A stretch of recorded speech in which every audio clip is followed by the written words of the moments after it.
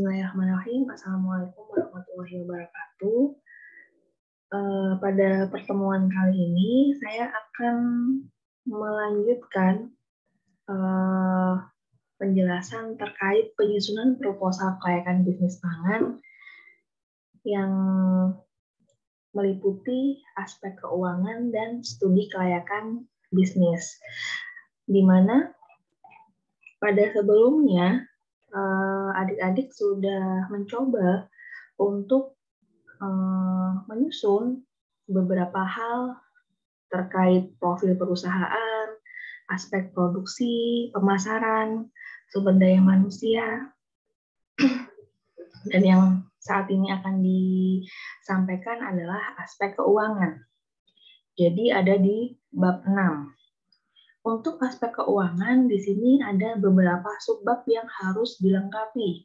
Yang pertama adalah asumsi dan parameter untuk analisis keuangan. Yang kedua, yaitu biaya investasi, dilanjutkan dengan biaya operasional. Dan yang keempat adalah proyeksi laba rugi, dan yang terakhir adalah studi kelayakan bisnis. Untuk studi kelayakan bisnis ini ada beberapa parameter yang harus dihitung. Yang pertama adalah payback period, kemudian net present value, yang ketiga ada profitability index, dan yang terakhir adalah break even point. Di sini BEP ya, bukan BEPP. Mohon maaf. Dan untuk yang terakhir nanti adalah penutup, yang dilengkapi dengan adanya kesimpulan dan saran. Baik, itu untuk susunan dari proposal ini. Mari kita lanjut untuk ke bab 6, yaitu tentang aspek keuangan. Nah, di sini yang pertama di subbab 6.1 yaitu asumsi dan parameter untuk analisis keuangan. Asumsi dan parameter ini fungsinya untuk apa? Digunakan untuk acuan atau pedoman dalam menentukan biaya yang akan dibutuhkan dalam analisis keuangannya. Di sini saya berikan contoh. Pada tabel 6.1, asumsi dan parameter untuk analisis keuangan produk apa? Yang pertama, asumsinya adalah periode bisnis, dan satuannya tahun. Jumlahnya di sini diisi dengan berapa tahun periode bisnis yang akan dirancang. Biasanya proposal itu disusun dengan asumsi periode bisnis yang akan digunakan atau dirancang adalah selama 5 tahun. Di sini jadi ditulis angka 5. Kemudian yang kedua yaitu luas lahan. Bisa luas lahan atau bangunan yang satuannya adalah meter persegi ataupun yang lain, silahkan bisa diganti. Dan yang perlu diingat, tabel yang saya berikan contoh ini adalah untuk memberikan gambaran kepada adik-adik sekalian bahwa asumsi yang harus dibuat itu seperti apa. Tetapi apabila ada kekurangan bisa ditambahkan, atau apabila tidak diperlukan bisa dikurangin atau tidak digunakan, seperti itu. Jadi tabel ini tidak fix gitu ya, bergantung pada yang kalian butuhkan. Tetapi saya coba dalam penyusunannya sudah mencakup beberapa aspek yang memang dibutuhkan untuk memperhitungkan di analisis keuangannya, seperti itu. Kita beranjak ke yang nomor 3, yaitu hari kerja per bulan, dan satuannya hari. Jadi tolong dipastikan bisnis yang kalian rancang itu proses produksinya atau bekerja dalam 1 minggu berapa hari? Apakah 5 hari, 6 hari, atau 7 hari? Itu dituliskan. Kemudian di poin di bawahnya yaitu bulan kerja per tahun, dan satuannya adalah bulan. Berapa bulan bisnis yang kalian lakukan, yang kalian bangun itu beroperasi dalam 1 tahun? Apakah 12 bulan, 11 bulan, ataupun yang lain? Karena hal tersebut pada nantinya akan mempengaruhi kapasitas produksi dan biaya yang dibutuhkan. Jadi, kalau seandainya hari kerjanya hanya Senin sampai Jumat, berarti dalam satu minggu itu ada 5 hari. Dan dalam satu bulan ada 4 minggu. Jadi hari kerja setiap bulan atau per bulan adalah 20 hari. Seperti itu. Dan seterusnya. Untuk yang nomor 4 di sini adalah aspek produksi. Kapasitas produksi per hari itu berapa unit atau kilogram atau botol, terserah. Satuan kalian apa, bergantung pada jenis produk masing-masing. Kemudian, kalau seandainya satu hari itu 10 kilo, atau 10 sampai 100 botol, anggapannya 100 botol gitu ya, 100 botol. Nah, per bulannya berapa? Dikalikan hari kerja dalam satu bulan. Kemudian untuk kapasitas produksi per tahun itu dikalikan jumlah hari yang beroperasi dalam satu tahun. Jumlahnya ada berapa unit yang dihasilkan. Seperti itu. Kemudian untuk yang selanjutnya adalah harga produk.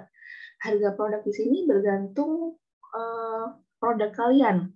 Apakah hanya menyediakan satu kemasan, satu bentuk atau satu ukuran gitu ya.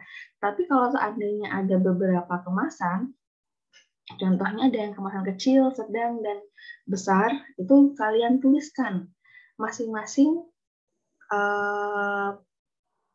jenisnya.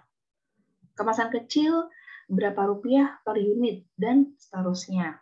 Kemudian untuk yang nomor 6 adalah sumber daya manusia. Sumber daya manusia di sini dibagi menjadi dua, yaitu ada tenaga manajerial atau staff atau kepala gitu ya. Kemudian yang kedua adalah tenaga kerja tetap atau karyawan.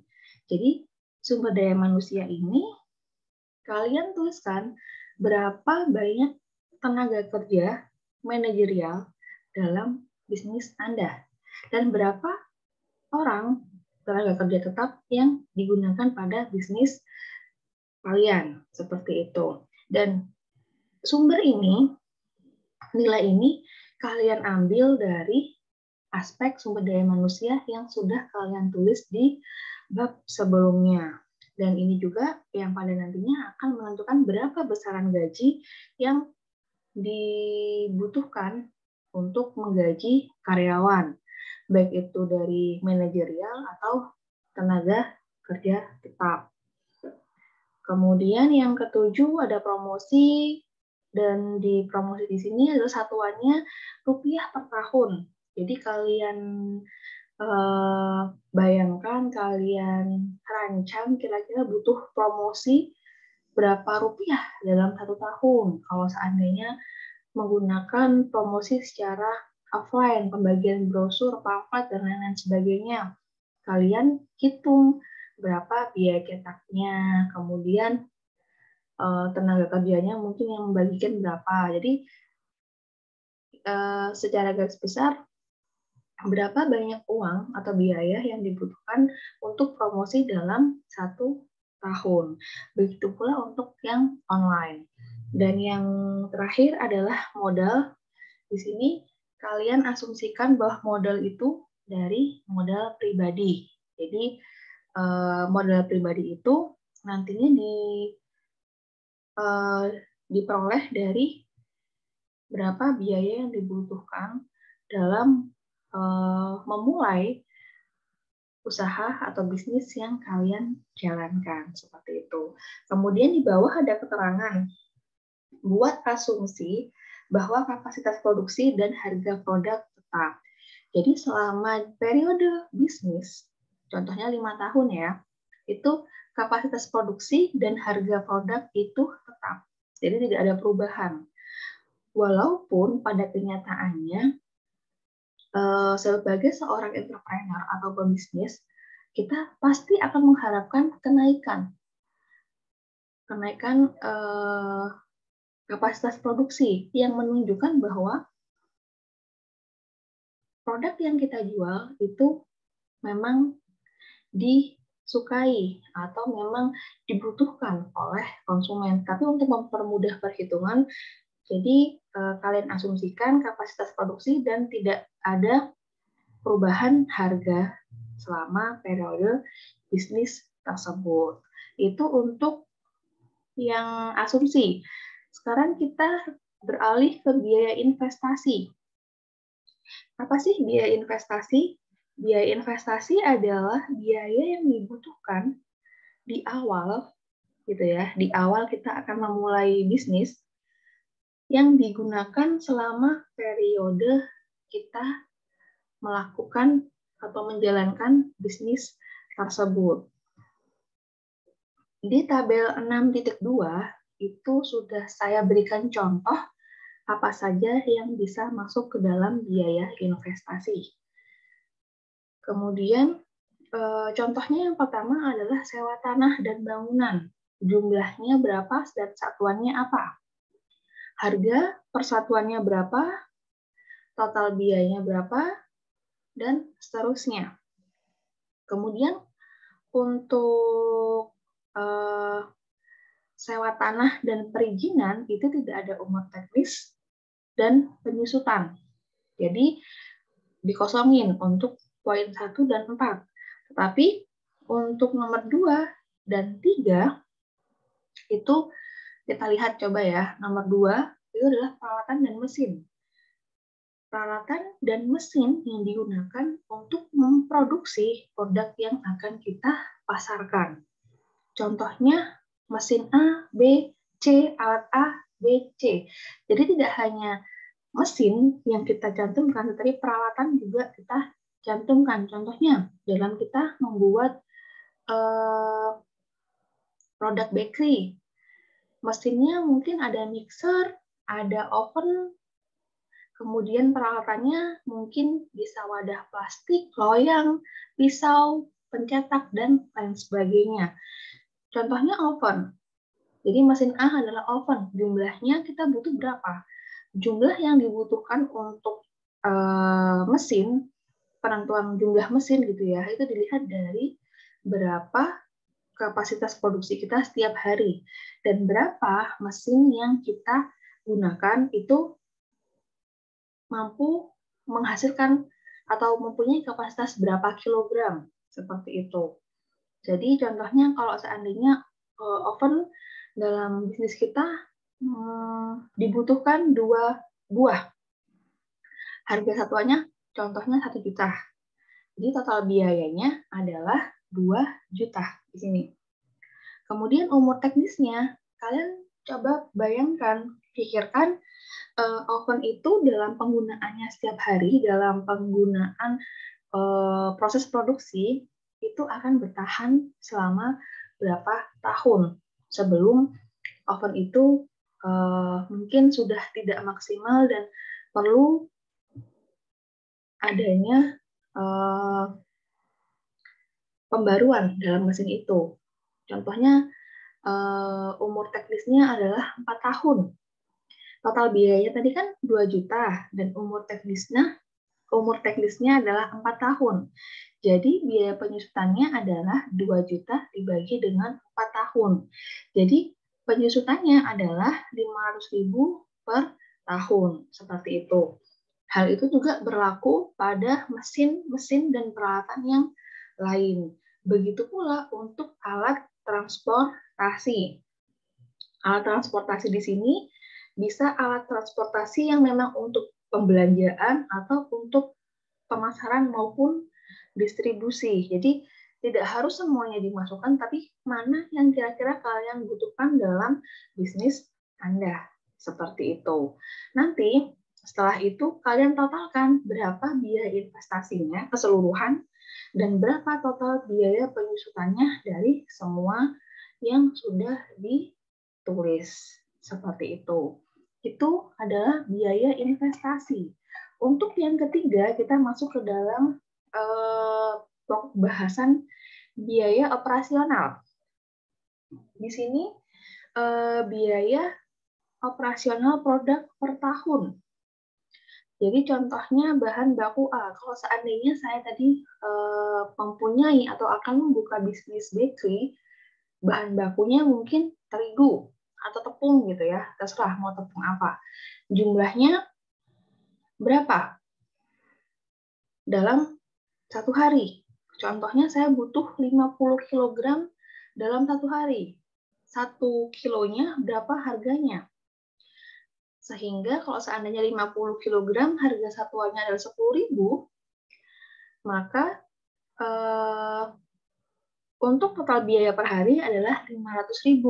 Kemudian dikalikan per bulannya berapa dan tahunnya berapa, bergantung hari kerja pada bisnis kalian. Seperti itu. Hal tersebut juga sama untuk bahan tambahan. Bisa kalian tambahkan di situ bahan A, B, C, ataupun yang lain. Dan untuk bahan pengemas, apabila menggunakan satu pengemas atau satu bentuk, satu ukuran, bisa langsung bahan pengemas harganya berapa, jumlahnya berapa, dan totalnya berapa. Tetapi kalau ada beberapa macam bahan pengemas, kalian detailkan di sini. Kemudian untuk biaya overhead, di sini contohnya seperti listrik, air, transportasi, pulsa atau telepon, bahan bakar seperti LPG, kemudian tenaga kerja manajerial atau tenaga kerja tetap. Di situ tenaga manajerial dan tenaga kerja tetap ini di luar gaji. Jadi ketika memproduksi mungkin ada biaya tambahan yang ditambahkan untuk tenaga kerja. Kemudian pemeliharaan alat, promosi, dan seterusnya. Dan untuk total biaya operasional itu menjumlahkan dari poin 1, 2, 3, dan 4. Seperti itu. Baru kita tahu berapa biaya operasional per hari, per bulan, dan per tahun. Dan saya ingatkan kembali, yang ada di tabel ini, jenis biayanya ini bergantung pada apa yang dibutuhkan oleh kelompok kalian. Jadi di sini saya hanya memberikan contoh apa saja yang biasa atau mungkin dimasukkan atau tergolong dalam biaya operasional. Nah, dari biaya operasional itu tadi, kita bisa menghitung harga produk per unit atau harga jual gitu ya. Mungkin biasa disebut dengan price. Di mana harga tersebut dihitung dari perbandingan total biaya produksi per hari dengan kapasitas produksi per hari ditambahkan dengan keuntungan yang diinginkan. Perhitungannya dapat menggunakan rumus berikut. Jadi harga jual atau price itu dapat dihitung dari total biaya produksi per hari, jadi biaya operasional per hari ini, dibagi kapasitas produksi per hari. Jadi contohnya dalam satu hari, total biaya operasionalnya adalah 5 juta. Dan kapasitas produksinya per hari adalah 500 botol. Gitu ya. 500 botol, kemudian ditambah laba yang diinginkan. Berapa harga jualnya? Total biaya produksinya adalah 5 juta dibagi dengan 500. Berarti harganya adalah 50.000 per botol. Dan berapa laba yang kita inginkan itu ditambahkan ke situ. Contohnya kita ingin laba 10.000 per botol. Jadi 50.000 ditambah 10.000 sehingga kita menjual dalam satu botol itu tadi seharga 60.000. Seperti itu. Itu untuk harga jual atau price. Kita masuk ke proyeksi laba rugi. Di sini pada tabel 6.4 proyeksi laba rugi dalam satuan rupiah dan dalam periode bisnis. Di sini saya contohkan ada tahun 1, 2, 3, 4, dan 5 dengan asumsi bahwa periode bisnis yang kita gunakan atau kita rancang itu selama 5 tahun. Yang ditulis di sini adalah penjualan atau berapa rupiah, nilai berapa rupiah yang kita dapatkan dari penjualan. Kemudian untuk nomor 2, berapa rupiah yang kita butuhkan atau kita keluarkan untuk menghasilkan atau memproduksi produk kita. Dan laba itu dihitung dengan cara mengurangi atau selisih dari penjualan dan operasional. Apabila nilainya positif, berarti bisnis Anda mengalami keuntungan atau laba. Tapi apabila nilainya negatif, maka bisnis Anda mengalami kerugian seperti itu. Dan untuk persentase laba dalam persen itu bisa dihitung dengan menggunakan rumus poin 1 dikurangi 2 dibagi 2 dikalikan 100. Itu untuk proyeksi laba rugi. Kemudian kita masuk ke pembahasan yang terakhir, yaitu studi kelayakan bisnis. Untuk parameter yang pertama, sebelum kita masuk ke parameter yang ada pada studi kelayakan bisnis, ada baiknya kita mengetahui mengapa sih kita perlu menghitung atau mengkaji kelayakan bisnis yang akan kita lakukan. Karena dari situ kita akan mengetahui apakah bisnis yang akan kita jalankan itu baik, berpotensi atau tidak, layak untuk dilanjutkan atau tidak, seperti itu. Maka dari itu biasanya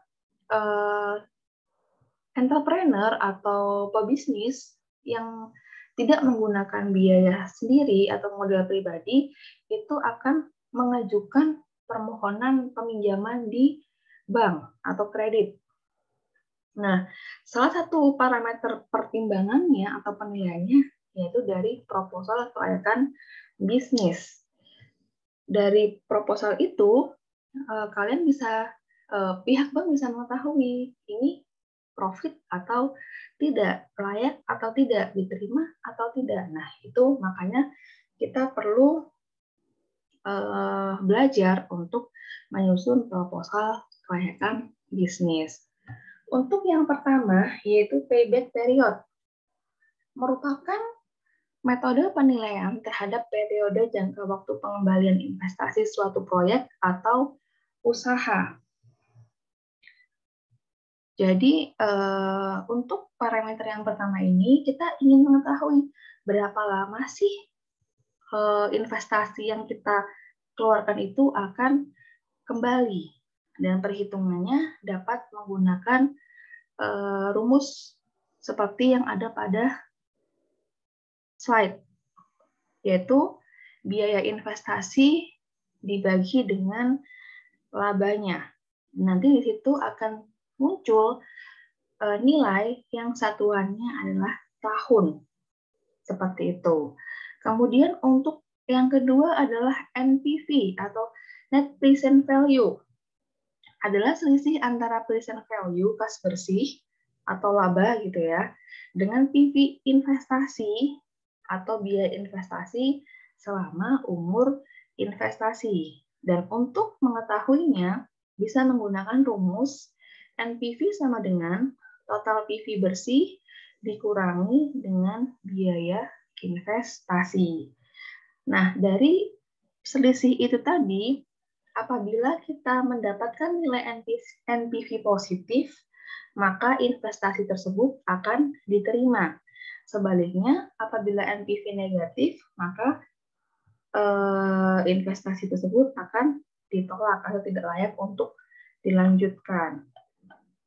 Kemudian yang ketiga yaitu Profitability Index atau PI, merupakan perbandingan antara present value kas bersih atau laba dengan PV investasi atau biaya investasi selama umur investasi. Kalau NPV tadi itu adalah selisih, kalau di sini adalah rasio atau perbandingannya. Jadi total PV bersih dibagi dengan biaya investasi.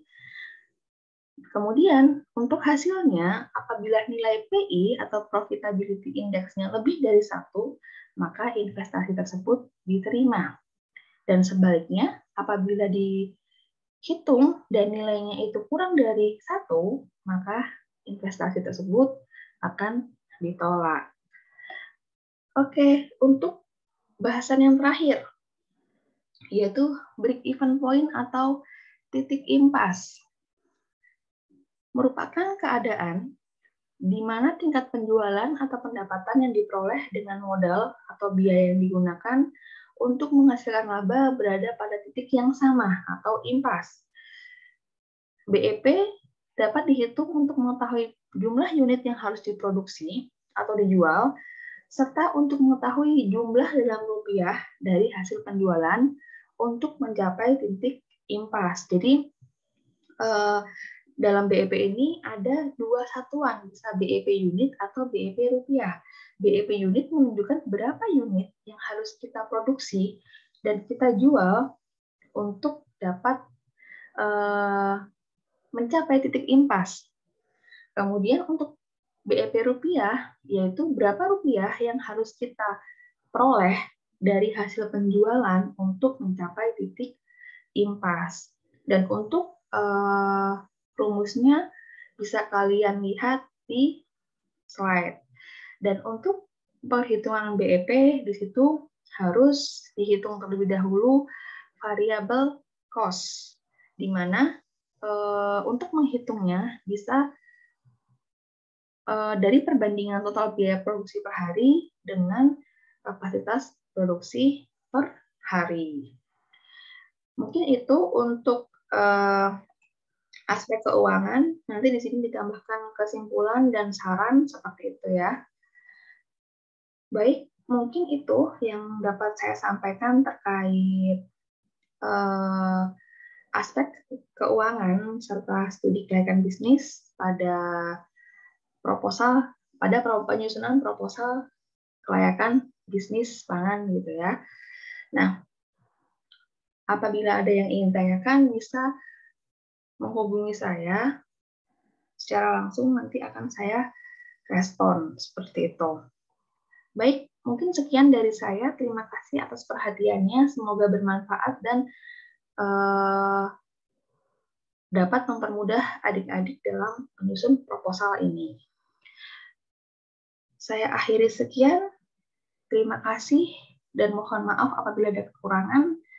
Wassalamualaikum warahmatullahi wabarakatuh.